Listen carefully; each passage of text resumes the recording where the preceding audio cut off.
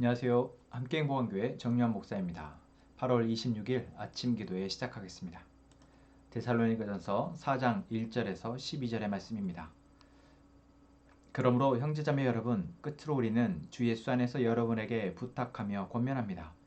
여러분은 어떻게 살아야 하며 어떻게 하나님을 기쁘게 해드려야 할 것인지를 우리에게서 배운 대로 하고 있으니 더욱 그렇게 하십시오.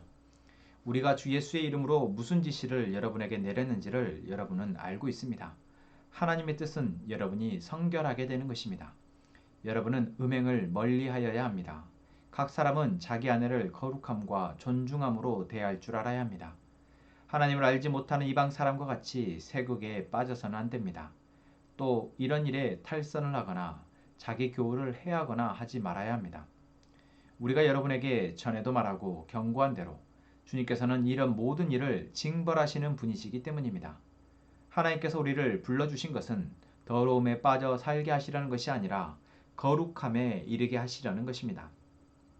그러므로 이 경고를 저버리는 사람은 사람을 저버리는 것이 아니라 여러분에게 성령을 주시는 하나님을 저버리는 것입니다. 교우들에 대한 사랑을 두고서는 여러분에게 더 쓸 필요가 없겠습니다. 여러분이 직접 하나님께로부터 서로 사랑하라고 하시는 가르침을 받아서 온 마케도니아에 있는 모든 형제자매에게 그것을 실행하고 있기 때문입니다. 형제자매 여러분, 우리는 여러분이 더욱더 그렇게 하기를 권면합니다. 그리고 우리가 여러분에게 명령한 대로 조용하게 살기를 힘쓰고 자기 일에 전념하고 자기 손으로 일을 하십시오. 그리하여 여러분은 바깥 사람을 대하여 품위 있게 살아가야 하고 또 아무에게도 신세를 지는 일이 없도록 해야 할 것입니다. 아멘. 데살로니가전서 4장에서는 바울이 실제적인 어떤 생활에 대한 권면을 하고 있습니다. 먼저 바울은 이미 데살로니가 교회 성도들에게 복음을 전할 때 이제 예수 그리스도가 우리에게 하신 그 일에 대해서 전할 때 이제 예수님을 삶의 주인으로 모신 그리스도인이 되기로 결단한 이 사람들에게는 어떠한 삶을 살아야 하는지 가르쳤고 또한 어떻게 하는 것이 하나님을 기쁘게 드리는 것인지 가르쳤습니다. 이것이 중요합니다. 여러분, 우리가 단순히 나는 이제 예수님을 믿습니다 라는 고백, 이것이 시작이며 이제 예수님을 믿고 예수님의 삶의 주인으로 모신 사람들의 삶이 어때야 하는지 또한 그 삶이 하나님을 어떻게 기쁘게 해드릴 수 있는지 이것을 우리는 배워야 한다라는 것이죠. 하나님 이스라엘 백성들을 광야에서 무엇 하셨습니까? 바로 하나님의 백성이 마땅히 살아야 할 삶의 본을 그들로 하여금 배우게 하셨습니다. 그래서 어떻게 하나님을 기쁘시게 하는 것, 또한 하나님의 백성은 어떻게 거룩해야 하는지, 그것이 이 세상의 악함과 죄악 가운데에서 어떻게 구별되어야 하는지, 어떻게 달라야 하는지를 하나님은 가르치셨습니다. 바울 역시 지금 데살로니가 성도들에게 그것을 말하고 있는 것입니다. 이미 그것을 너희에게 가르쳤는데 너희들이 그 가르침, 그 명령이라고 표현되어 있는 반드시 이렇게 해야 한다. 만약에 그렇게 하지 않으면 하나님이 반드시 이런 일에 징계하신다. 책망하신다. 하나님이 벌 주신다. 라고 이야기했다라는 것이죠. 마치 모세가 신명기에서 하나님이 하나님의 말씀을 경청하고 순종하는 자에게 복을 주시고 그렇지 않은 자에게 벌을 주신다. 화를 주신다. 그리고 그 화는 계속해서 더해져서 7배나 더해지고 결국 집이 무너지고 나라가 무너지고 온 땅에서 쫓겨나는 그런 포로가 되어지는 데까지 나아간다라고 경고했던 것처럼 바울은 데살로니가 성도들에게 경고 또 했다라는 것입니다. 자, 여기서 우리는 우리가 하나님의 알게 되어지고 믿게 되어진 이후 얼마만큼 내 삶을 하나님의 명령에 따라서 살아왔는지 한번 살펴봐야 하는 것이죠. 내가 하나님의 말씀 때문에 바꿔냈던 삶의 모습들, 끊어내었던 과거의 습관들, 이 세상의 사람들은 다 그렇게 살아가지만 나는 이제 하나님을 믿기에 멈추고 이제 하나님의 기뻐하시도록 나의 삶을 바꿔내는 것은 무엇인가?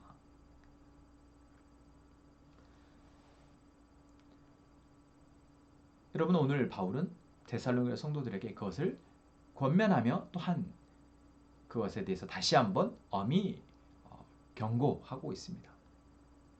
무엇을 위해서입니까? 바로 하나님이 기뻐하시도록. 그래서 하나님이 이들로 하여금 성결한 삶, 거룩한 삶을 살도록 하셔서 그것을 통해서 이제 하나님의 은혜가 계속해서 그 안에 흘러가도록 바울은 어쩌면 사랑의 마음을 담아서 다시 한번 당부하고 있는 것입니다. 그렇습니다.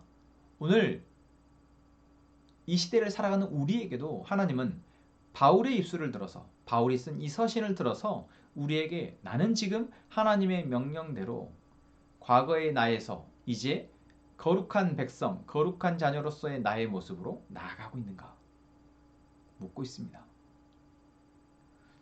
그 구체적으로 바울은 무엇을 언급하고 있습니까? 바로 음행에 대한 이야기를 합니다. 이 데살로니가 지역뿐만 아니라 이때 이 소아시아 지역, 이 유럽 지역에 전 세계가 가장 빈번하게 또는 악하게 짓고 있었던 죄의 문제가 바로 이 성적인 문제였습니다. 아직 사회가 발전하지 못하다 보니까 어떤 육체적 본능적인 욕구와 욕망이 죄로 드러나는 것이 더 많았던 것이죠. 그리고 그 안에는 자기 이웃의 아내를 또는 자기 친척 또는 그냥 이 욕망에 사로잡혀서 누구라도 이 범하거나 또는 그것을 즐기는 이러한 문화가 팽배했었다라는 것입니다. 그래서 그러한 도시, 그러한 문화에서 살아가고 있는 이 데살로니가 성도들에게 바울은 엄히 경고했습니다. 그것은 거룩한 삶이 아니다. 하나님을 믿는 예수 그리스도를 통해서 구원받은 자녀는 그렇게 살아서는 안 된다. 이제 그 문화에서, 그 세욕에서, 그 정욕에서 벗어나라 라고 말입니다. 그것을 다시 한번 경고하고 있는 것이죠.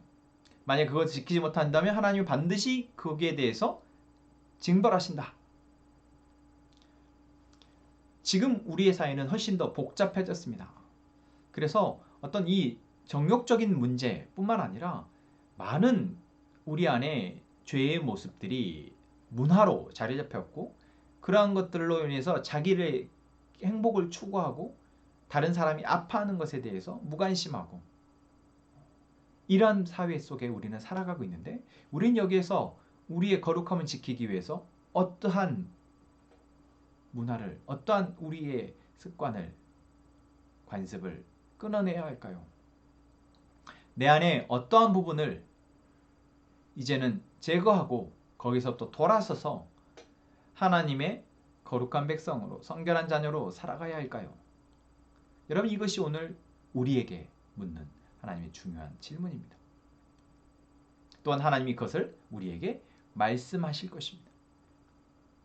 오늘 저녁 저희가 금요일 저녁 기도학교로 함께 모여서 함께 기도하게 되어지는데 여러분, 우리 안에 기도가 살아나는 것은 하나님과의 관계에 있어서 소통이 원활하게 이루어지는 것이고 그럴 때 하나님은 우리에게 말씀을 통해서든지 상황을 통해서든지 또는 우리의 기도 가운데에서 하나님의 뜻, 하나님의 우리를 향한 계획 또한 우리 안에 하나님이 기뻐하실 수 없는 모습들을 말씀하시고 또한 깨닫게 하실 것입니다.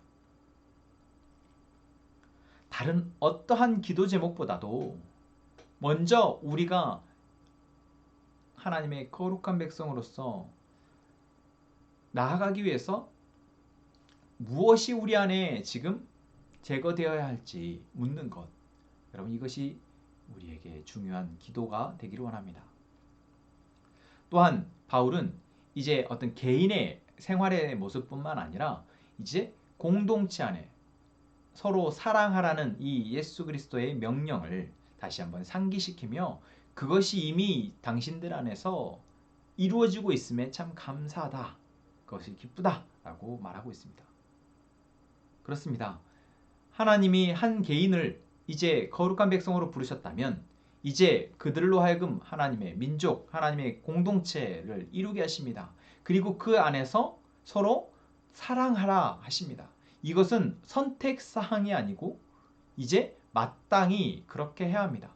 요한일서 말씀에 우리가 예수 그리스도를 통해서 사랑으로 구원받았으니 이제 우리가 형제 자매를 사랑하는 것은 마땅하다라고 이야기합니다. 우리를 위해서 죽음으로 우리를 사랑하셨는데 우리가 그 사랑으로 형제 자매를 사랑하는 것이 마땅하다.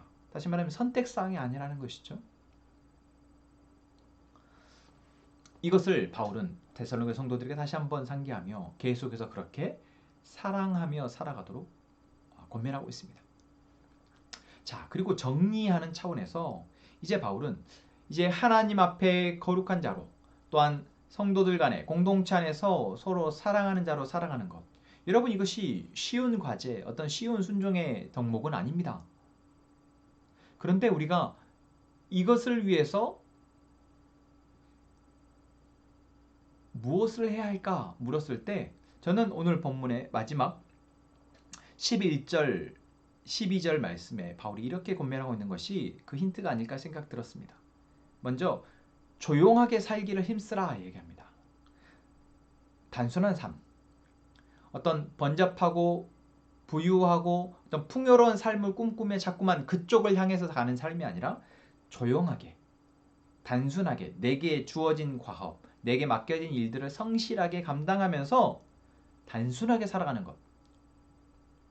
그래서 우선순위를 정해서 정말 중요한 일 외에는 내가 내 마음을 지키고 내 몸을 지켜내는 것. 이것이 바로 거룩하게 살아가고 내게 사랑해야 할 사람들을 사랑할 수 있는 좋은 생활의 자세가 아닌가 싶습니다. 여러분 오늘 우리는 또 하루를 살아갑니다. 이 하루의 삶이 단순해지기를.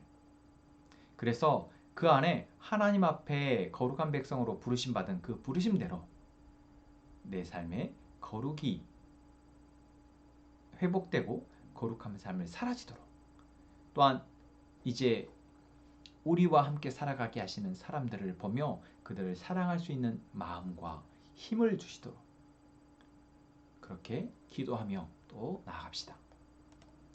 하나님, 오늘도 우리에게 하나님의 말씀을 듣게 하시니 감사합니다.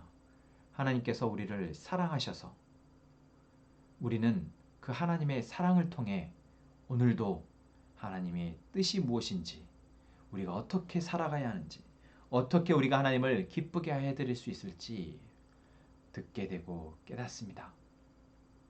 하나님 각자의 삶의 모습은 다르지만 우리의 모습 속에서 하나님 어떻게 살아야 되는지 알게 하시고 내 안에 어떠한 부분이 끊어져야 되고 멀리해야 하는지 구별되어야 되는지 주님 보게 하시며 하나님이 기뻐하시는 삶으로 나아갈 수 있도록 도우시옵소서. 또한 하나님의 뜻이 우리 안에서 이루어지도록 위해서 우리가 성실하게 마땅히 주어진 업무를 잘 감당할 수 있도록 주님 우리의 몸과 마음을 지켜 주옵소서. 오늘 있을 한꽹 보관 기도학교를 위해서 기도합니다. 하나님 한 주간 동안 우리가 하나님 앞에 기도하기를 훈련했습니다. 쉽지 않은 시간 하나님이 우리를 만나시기를 원하신다라는 그 마음 그 하나님의 사랑을 생각하며 기도합니다. 오늘 이 저녁에 있을 기도학교를 통해서도 하나님 우리의 기도가 하나님이 기뻐하시는 기도가 되어지고 그 기도를 통해서 우리가 하나님의 일하심이 우리의 삶에 드러나도록 주님 붙잡아 주옵소서. 그리하여 우리 공동체 안에 기도의 능력이 회복되게 하여 주옵소서. 하나님 선한 나자매를 위해서 기도합니다. 일하는 곳 가운데 하나님 업무를 감당함에 있어서 지혜 주시고 피곤치 않음 허락하여 주시며 또한 맡겨진 사람들 만나게 되는 사람들 사이에서 하나님의 선하신 뜻을 분별하여 마땅히 사랑할 수 있는 힘과 능력을 허락하여 주옵소서. 하나님 이 시간 우리 가족들이 함께 기도합니다. 하나님의 기도의 뜻이 우리 안에서 입술로 고백되어지며 우리의 간구가 하나님의 일하심으로 이어질 수 있도록 주님 도와주옵소서. 예수님 이름으로 기도합니다. 아멘.